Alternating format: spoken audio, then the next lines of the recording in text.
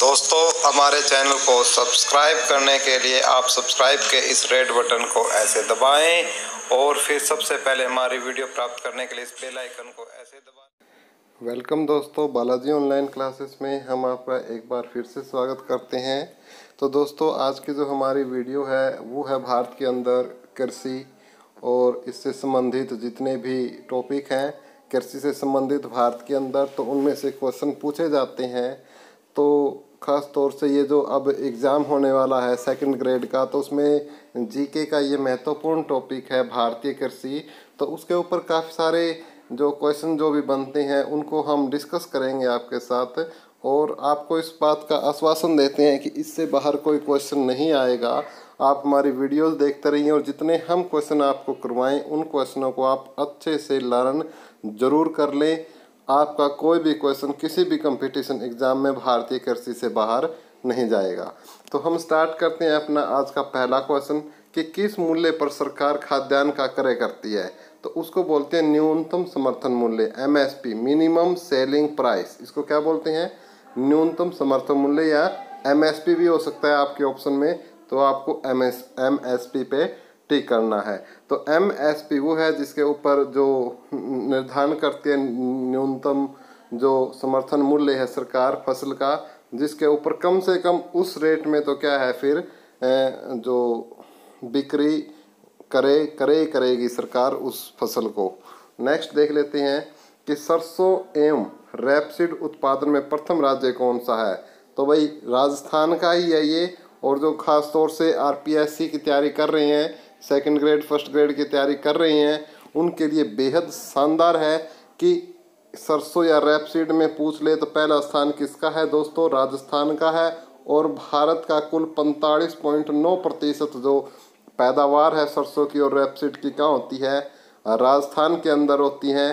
तो सरसों और रेपसीड में जो प्रथम उत्पादक राज्य है भारत का वो है राजस्थान। नोट किया जाए जो खास तौर से RPSC की तैयारी कर रही हैं। नेक्स्ट देखिए, मालवीय चमत्कार प्रजाति कौन सी है? मालवीय चमत्कार तो ये होती है भाई अरहर की, ये एक प्रकार की दलहन होती है, दलहन की खेती में आती है अरहर, तो मालवीय चमत्कार प्रजाति होती है। नेक्स्ट देखिए, धान, बरसीम, गेहूं और मूंगफली में सर्वाधिक जिप्सम की आवश्यकता किस में होती है? तो भाई किस में होती है? मूंगफली की फसल में क्या है? सर्वाधिक किसकी होती है? जिप्सम की होती है। धान का आपको सबका पता है। बरसीम एक भाई एक चारा होती है जो कि पशुओं को काट कर खिलाया जाता है, और ये खास तौर से सर्दियों के मौसम में इसकी बिजाई की जाती है। तो गेहूं, मूंगफली, बाकी सब के बारे में आपको पता ही है। तो मूंगफली एक ऐसी फसल होती है जिसमें जिप्सम की क्या है? सर्वाधिक मात्रा की आवश्यकता होती है। नेक्स्ट देखिए कि कृषि में युग्म पैदावार किसे कहते हैं? तो विभिन्न मौसमों पर दो फसल उगाना, कि अलग अलग मौसमों में दो फसलें उगाना क्या कहलाती हैं? आपकी कृषि युग्म पैदावार कहलाती हैं। छठा क्वेश्चन देखिए इसी कड़ी में कि सामान्य फसल उगाने के लिए उर्वर भूमि का pH मान क्या है? तो 6 से 7 होता है। तो दोस्तों ये pH मान क्या होता है? अभी आपको क्वेश्चन तो आपने पढ़ लिया लेकिन आपको पता ही नहीं pH क्या है। दोस्तों pH का एक पैमाना होता है, तो वो होता है आपका 0 से लेकर 14 तक। तो ये एक्चुअली में होता क्या है? ये जो pH है ये हमें शो करती है कि कोई भी जो मिट्टी है या कोई सॉल्यूशन है वो किस प्रकार की उसकी प्रकृति है, कि भाई एसिड है या आपका बेस है। मैं हिंदी में भी बताऊंगा इनको। एसिड होते हैं आपके अम्ल। एसिड क्या होते हैं? अम्ल लिख सकते हो आप। बेस क्या होते हैं? आपके अक्षार। अब एसिड क्या होते हैं? स्वाद में खट्टे। बेस क्या होते हैं? स्वाद में कड़वे होते हैं। एसिड लाल लिटमस को नीला कर देते हैं, बेस नीले लिटमस को लाल कर देते हैं। चेक करने के लिए आप लिटमस पेपर से चेक कर सकते हो कि वहाँ की एसिडिटी कैसी है। तो जो pH मान है तो 0 से लेकर जो 7 तक के होते हैं वो सभी किसे क्या कहते हैं? उनको एसिड कहते हैं। और 7 से लेकर 14 तक के जो होती हैं उनको बेस कहते हैं, अक्षार। क्लियर है? और जो 7 होता है वो क्या होता है? आपका न्यूट्रल होता है। तो आप अंदाज़ा लगा सकते हो कि भूमि क्या होनी चाहिए? न तो ज़्यादा अम्लीय होनी चाहिए, ना बेस होना चाहिए, 7 की रेंज की होनी चाहिए, न यानी न्यूट्रल सी होनी चाहिए आपकी, तब फसलें आपकी जो उर्वर भूमि माना जाता है उसको। क्लियर है? तो आपको 7 भी ऑप्शन में आ सकता है या 6 से 7 भी आ सकता है, तो आप उसी हिसाब से क्या है अपना आंसर अपना एडजस्ट कर सकते हो। समझ चुके होगे? क्योंकि यदि ज़्यादा एसिडिटी होगी फिर भी फसलें नहीं होंगी, और यदि ज़्यादा बेसिसिटी होगी फिर भी उसमें फसलें अच्छी नहीं होगी। इसलिए क्या है 6 से 7 के बीच का लगभग पीएच मान होना चाहिए। देखिए दोस्तों, नेक्स्ट क्वेश्चन 7वां। पहली बात तो एक भी क्वेश्चन नहीं छूटना चाहिए, सारे के सारे बेहद और शानदार क्वेश्चन है दोस्तों, कोई क्वेश्चन छूटना नहीं चाहिए। और वीडियो पसंद आ रही हो तो लाइक करते चले। तो खाद्यान्नों के न्यूनतम मूल्य का समर्थन कौन देता है? तो कृषि एवं लागत मूल्य आयोग देता है। तो जो न्यूनतम मूल्य का समर्थन कौन देता है? कृषि एवं लागत मूल्य आयोग। कौन सा आयोग भाई? कृषि एवं लागत मूल्य आयोग खाद्यान्नों के न्यूनतम मूल्य का समर्थन देता है। 8वां क्वेश्चन है ये, गेहूं फसल का रोग कौन सा है? तो जो रस्ट है वो क्या है? एक गेहूं फसल का रोग होता है। रस्ट किसका रोग होता है? गेहूं फसल का। 9वां क्वेश्चन, किस वित्तीय वर्ष के संघीय बजट में राष्ट्रीय कृषि बीमा योजना को खरीफ फसल पर भी लागू किया गया? तो 2004-05 में। कौन से में? 2004-05 में। तो जो वित्तीय 2004-05 का जो वित्तीय वर्ष का जो संघीय बजट था उसमें राष्ट्रीय कृषि बीमा योजना को खरीफ फसल पर भी लागू कर दिया गया था। नेक्स्ट देखिए कि जो चावल की खेती हेतु सर्वाधिक वर्षा कितनी होनी चाहिए? तो 100 सेंटीमीटर होनी चाहिए भाई। कितने सेंटीमीटर होनी चाहिए? 100 सेंटीमीटर होनी चाहिए। नेक्स्ट देखिए 11वां क्वेश्चन, मूंगा रेशम की एक ऐसी किस्म है जो पूरे विश्व में केवल भारत में पाई जाती है। मूंगा और रेशम ऐसी किस्म है जो पूरे विश्व में केवल भारत में पाई जाती है। तो ये कहाँ पर है? असम के अंदर। कहाँ पर है? असम में। नेक्स्ट देखिए, भारत में जूट उद्योग मुख्यतः कहाँ केंद्रित है? तो भाई आपको पता है जूट कहाँ सबसे ज़्यादा पैदा होती है? पश्चिम बंगाल में होती है। तो जहाँ सिंपल सी बात है कि जहाँ जिसकी पैदावार ज़्यादा होगी तो उसी के आसपास उसी से संबंधित उद्योग धंधे भी लगाए जाएंगे। ये तो नीति अंग्रेजों की रही थी और वही नीति अब चल रही है, क्योंकि उसमें क्या है, ऐसा करने से आने जाने का, कच्चा माल ढुलाई का, समय का, सभी प्रकार की बचत होती है। तो पश्चिम बंगाल में। 2 क्वेश्चन आपके यहाँ से क्लियर होने चाहिए कि जूट सबसे ज़्यादा पैदा कहाँ होता है? पश्चिम बंगाल में, और उद्योग धंधे केंद्रित कहाँ है? पश्चिम बंगाल में। नेक्स्ट है, स्टॉक फार्मिंग क्या है? तो पशुओं का प्रजनन। स्टॉक फार्मिंग क्या होता है भाई? पशुओं का जो प्रजनन होता है उसको क्या बोलते हैं? Stock farming. स्टॉक फार्मिंग किसे बोलते हैं? जो पशुओं का जो प्रजनन होता है उसको क्या बोलते हैं? Stock farming. नेक्स्ट देखिए मित्रों, इंद्रधनुषीय क्रांति किससे संबंधित है? हरित क्रांति, श्वेत क्रांति और नीली क्रांति से संबंधित है।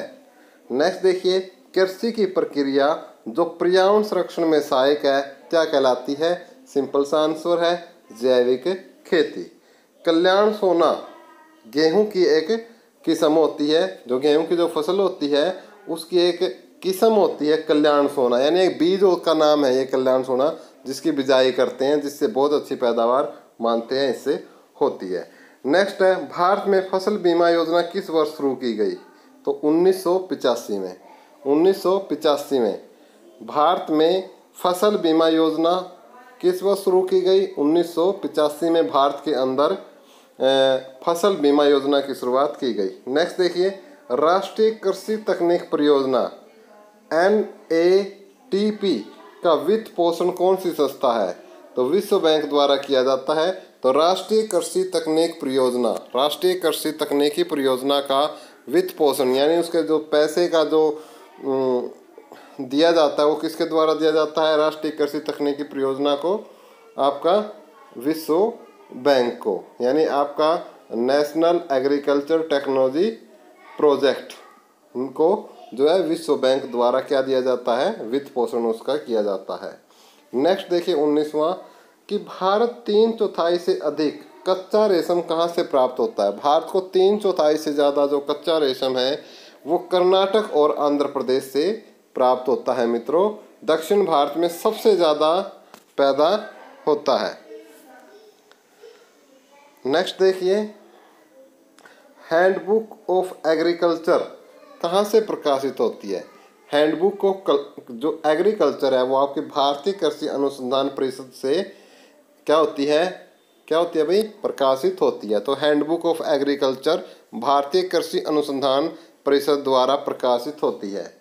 21वां क्वेश्चन, दलहनी फसलों का मुख्य उत्पादक व उपभोक्ता देश कौन सा है? तो भाई कौन सा है? भारत है। दलहनी फसलों का मुख्य उत्पादक व उपभोक्ता देश, यानी सबसे ज़्यादा उत्पादकता भी यहाँ है और उपभोक्ता भी क्या है? भारत है। दाल खाने वाले हम ही हैं भाई। हरित क्रांति विश्व में हम ही हैं जो सबसे ज़्यादा दाल खाते हैं और दाल पैदा करते हैं, तो भारत है वो। हरित क्रांति के प्रमुख हरित क्रांति में प्रयुक्त मुख्य फसल कौन सी थी? मैक्सिकन गेहूँ। कौन सी गेहूँ थी भाई? मैक्सिकन गेहूँ थी। 23वां क्वेश्चन देखिए, हरित क्रांति में सर्वाधिक जो लाभ है वो किन किन राज्यों को हुआ? बिल्कुल शानदार क्वेश्चन है। पंजाब, हरियाणा और पश्चिम उत्तर प्रदेश को सर्वाधिक हरित क्रांति का जो फायदा उठाया था भाई, वो पंजाब और हरियाणा वालों ने उठाया था, और उत्तर प्रदेश का जो पश्चिमी भाग था उन्होंने इसका फायदा उठाया था हरित क्रांति का। नेक्स्ट देखिए 24वां क्वेश्चन, भारत में ठेकेदारी कृषि लागू करने में अग्रणी राज्य कौन सा है? तो अग्रणी राज्य कौन सा है भाई? पंजाब। भारत में ठेकेदारी कृषि लागू करने में अग्रणी राज्य कौन सा है? पंजाब। नेक्स्ट देखिए, उत्तर प्रदेश में किसान बही योजना कब लागू की गई? 1992 में। उत्तर प्रदेश में किसान बही योजना 1992 में लागू की गई थी। कब की गई थी? 1992 में। कौन सी योजना? किसान बही योजना। और भारत में ठेकेदारी कृषि लागू करने का जो श्रेय है वो किसको जाता है? पंजाब को जाता है। नेक्स्ट क्वेश्चन देखिए कि भारत में चावल की खेती के अंतर्गत सर्वाधिक क्षेत्रफल क्या है? तो ये उत्तर प्रदेश में है 5.87 मिलियन हेक्टेरियन, यानी लगभग 13.99%। कितना परसेंट? 13.99%। तो भारत में जो चावल की खेती है तो उसके अंतर्गत जो सर्वाधिक क्षेत्रफल आता है दोस्तों वो उत्तर प्रदेश में आता है, और उत्तर प्रदेश में लगभग 13.99% जो क्षेत्रफल है उसके ऊपर चावल की खेती की जाती है, और 5.87 मिलियन हेक्टेयर एरिया पे की जाती है। ये कहने का हमारा ये तात्पर्य नहीं है कि उत्तर प्रदेश चावल में नंबर 1 है, ये नहीं कह रहे। हम ये बता रहे हैं कि जो सर्वाधिक क्षेत्रफल जो आता है वो उत्तर प्रदेश में आता है। लगभग 6 मिलियन हेक्टेयर के आसपास जो खेती है, इतनी ज़मीन के ऊपर जो चावल की खेती की जाती है, जो कि लगभग भारत का कितना है? 13.99% है। दोस्तों बात क्वेश्चन को समझने की आप कोशिश करें। मैं बताना क्या चाह रहा हूँ, कहीं आप गलत पकड़ लो। नंबर 1 नहीं बोला है मैंने चावल में, अब इस बात का ध्यान रखना। फसल का कौन सा प्रकार जो नाइट्रोजन स्थिरीकरण यानी नाइट्रोजन फिक्सेशन में सक्षम है? भाई बिल्कुल आसान सी बात है, इसका आंसर होता है दलहनी फसलें। जो दलहनी फसलें होती हैं वो नाइट्रोजन फिक्सेशन जो है, नाइट्रोजन स्थिरीकरण है, उसके लिए सबसे जो उपयुक्त है और सबसे सक्षम मानी गई है दलहनी फसलें। नेक्स्ट देखिए, यजा, पद्मा, कृष्णा किस अनाज की उन्नत किस्म है? यजा, पद्मा, कृष्णा। यजा, पद्मा, कृष्णा किसकी है भाई? धान की। नेक्स्ट देखिए, राष्ट्रीय बागवानी परिषद की स्थापना किस वर्ष की गई? 1984 में। इंपॉर्टेंट क्वेश्चन है भाई, 29वां क्वेश्चन को रट ले कि राष्ट्रीय बागवानी परिषद की स्थापना कब की गई? 1984 में की गई। राष्ट्रीय बागवानी परिषद की स्थापना 1984 में की गई। नेक्स्ट आपका नाफेड, NAFED। नाफेड आपका किससे संबंधित है? कृषि विपणन से। कौन से विपणन से? कृषि विपणन से। उसके बाद देखिए, खरीफ की फसल कौन सी है? तो सोयाबीन होती है आपकी खरीफ की फसल। 32वां, और खरीफ की फसलों की बात करें तो जैसे चावल है, सोयाबीन है, तो चावल भी आपकी किस प्रकार की है? खरीफ की फसल है। नेक्स्ट देखिए, सब्जी फसलों के लिए कैसा प्रकार है? अति अल्पकालीन, थोड़े समय के लिए होती है दोस्तों, बहुत जल्दी जो तैयार है वो हो जाती है, तो इसलिए अल्पकालीन बोलोगे आप, और अल्पकालीन भी कौन सा? अति। नेक्स्ट देखिए, किस दलहन फसल का क्षेत्रफल उत्तर प्रदेश में सर्वाधिक है? तो उत्तर प्रदेश है वो भाई कौन सी दाल के लिए प्रसिद्ध है? मूंग दाल के लिए प्रसिद्ध है। क्या कौन प्रसिद्ध है? यूपी। सबसे अच्छी जो मूंग दाल है कहाँ पाई जाती है? यूपी के अंदर पाई जाती है। नेक्स्ट देखिए मेरे प्यारे मित्रों, क्वेश्चन नंबर 34 को देखिए ध्यान से कि कौन सी फसलें अधिकांशतः निर्वाह मूलक कृषि के अंतर्गत पैदा की जाती है? तो वो होती है आपकी मोटे अनाज और चावल की जो ज़्यादातर फसलें हैं वो निर्वाह मूलक कृषि के अंतर्गत पैदा की जाती है। नेक्स्ट देखिए धारणीय कृषि से क्या अभिप्राय है? तो भूमि का इस प्रकार का प्रयोग कि इसकी गुणवत्ता अक्षुण्ण बनी रहे, उसको बोलते हैं धारणीय कृषि। यानी जो उसकी गुणवत्ता है, क्वालिटी है किसकी? भूमि की, वो ज्यों की तो बनी रहे, वो खराब न हो, तो उसको बोलते हैं धारणीय कृषि।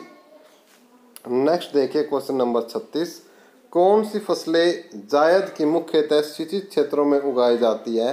तो जायद की मूंग और जो उड़द है ये ऐसी फसलें हैं जो मुख्यतः सिंचित क्षेत्रों में उगाई जाती है। तो कौन सी फसलें जायद में मुख्यतः सिंचित क्षेत्रों में उगाई जाती है? मूंग और उड़द की दाल।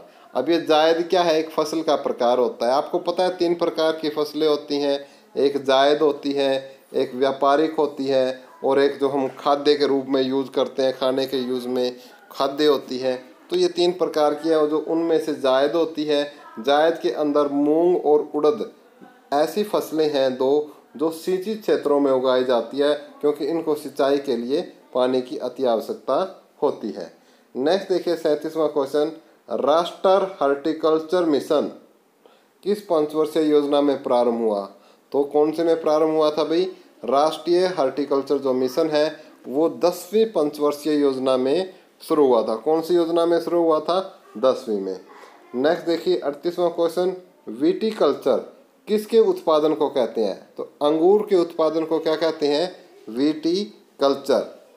क्लियर है दोस्तों? नेक्स्ट देखिए, आम की कौन सी किस्म दशहरी और नीलम के क्रॉस से विकसित की गई है?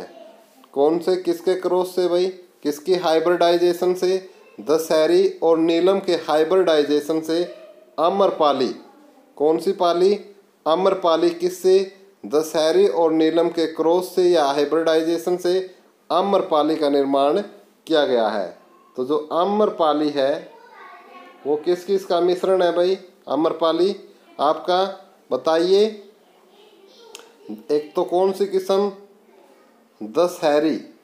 याद रखोगे दशहरा आने वाला है अब आगे, तो दशहरी प्लस नीलम। नीलम कहाँ गई? दशहरा देखने, वहाँ उसे कौन मिली? आम्रपाली।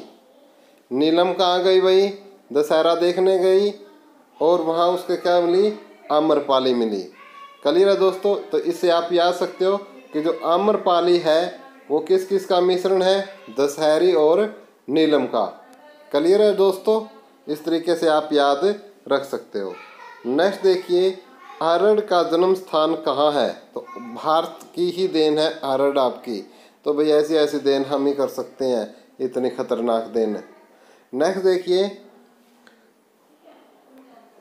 नेक्स्ट क्वेश्चन है दोस्तों हमारा, देख लेते हैं, एक सेकंड रुकिए थोड़ी।